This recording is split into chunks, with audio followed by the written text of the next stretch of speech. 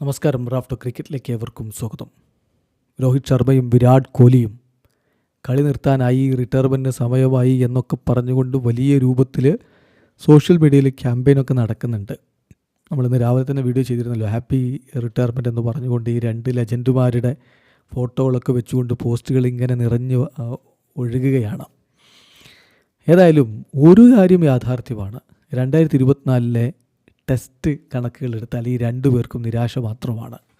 അവർ മറക്കാൻ ആഗ്രഹിക്കുന്ന ഒരു വർഷമാണ് ടെസ്റ്റ് ക്രിക്കറ്റിൽ ഇത്. T20 ക്രിക്കറ്റിൽ അവർ വേൾഡ് ചാമ്പ്യന്മാരായി. രണ്ടുപേരും T20 ക്രിക്കറ്റിൽ നിന്ന് വിരമിച്ചിട്ടുണ്ട്. ഇനിയിപ്പോൾ ODI ക്രിക്കറ്റും ടെസ്റ്റ് ക്രിക്കറ്റും മാത്രമാണ് അവർ കളി തുടരുന്നത്. ODI ക്രിക്കറ്റ് ചാമ്പ്യൻസ് ട്രോഫിക്ക് ശേഷം അവർ തുടരുമോ എന്നുള്ളത് കണ്ടറിയണം. ടെസ്റ്റ് ക്രിക്കറ്റ് BGTയോടുകൂടി നിർത്തുമോ എന്നുള്ളതാണ് ചോദ്യം. ഇപ്പോൾ ഈ വർഷത്തെ 2024 അവരുടെ കണക്കുകൾ നോക്കുക. രോഹിത് ശർമ്മ 2024 26 ഇന്നിങ്സുകളാണ് ടെസ്റ്റ് ക്രിക്കറ്റിൽ കളിച്ചത്. അതിൽ നിന്ന് അദ്ദേഹം നേടിയത് 619 റൺസുകളാണ്.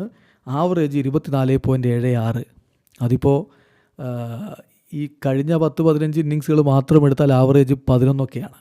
അതാണ് അതിൻ്റെ പ്രശ്നം. സമീപകാലത്ത് ഇതിനേക്കാൾ മോശമാണ്. 24.76 എന്ന ആവറേജും അല്ല. അവസാനത്തെ 10-16 ഇന്നിങ്സുകൾ മാത്രം എടുത്താൽ 11ഒക്കെയാണ് അദ്ദേഹത്തിൻ്റെ ആവറേജ് വരുന്നത്. അദ്ദേഹം 2 സെഞ്ചുറികളും 2 അർദ്ധ സെഞ്ചുറികളും നേടിയിട്ടുണ്ട്. ഇതല്ല രോഹിത് ശർമ്മയിൽ നിന്ന് നമ്മൾ ആഗ്രഹിക്കുന്നതും പ്രതീക്ഷിക്കുന്നതും. മുന്നിൽ നിന്ന് നയിക്കുന്ന ഒരു നായകനെയാണ് നമ്മൾ ആഗ്രഹിക്കുന്നത്. വിരാട് കോഹ്ലി ആവട്ടെ 19 ഇന്നിങ്സുകളാണ് 2024 ടെസ്റ്റ് ക്രിക്കറ്റിൽ കളിച്ചത്. അതിൽ 417 റൺസാണ് അദ്ദേഹം നേടിയത്.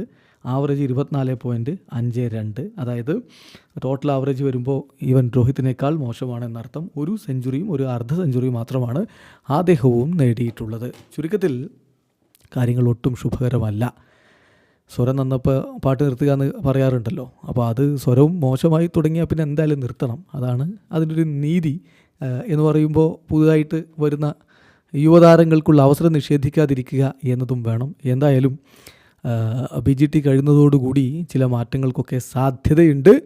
വിരമിക്കൽ പ്രഖ്യാപനം BGTക്ക് ശേഷം വന്നാലും അത്ഭുതപ്പെടേണ്ടതില്ല. വീഡിയോ അവസാനിക്കുന്നു. ക്രിക്കറ്റ് ലോകത്തെ കൂടുതൽ വിശേഷങ്ങളുമായി റാഫ്റ്റോക്സ് കൊണ്ടുവെത്താം.